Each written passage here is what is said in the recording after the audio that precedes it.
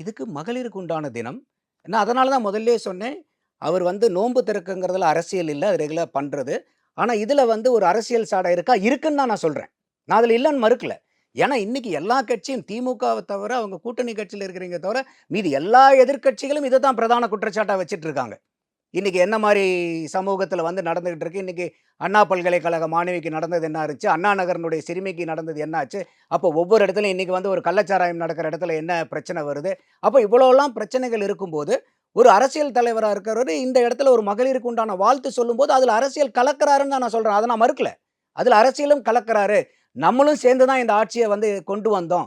ஆனா இந்த ஆட்சிய நம்ம மாத்துவோம் அப்படிங்கிறாரு. அப்ப இன்னைக்கு ஒரு அரசியல் தலைவரா அத பேசுறாரு. அரசியல் கட்சி தலைவரா இன்னைக்கு இருக்கக்கூடிய ஒரு பெண்களுக்கு உண்டான சமூக பிரச்சனைய அந்த இடத்துல ஒரு அரசியலா தூக்கி பிடிக்கிறார்.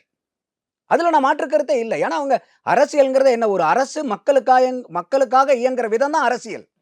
எப்படி அரசு இயங்கணுமோ அதுதான் அரசியல். அப்படி இயங்க வேண்டிய விதத்துல அரசியல் இயங்கலன்னா, அத சுட்டிக்காட்ட வேண்டியது ஒரு அரசியல் கட்சியில இருக்கவங்களுடைய பொறுப்பும் கூட.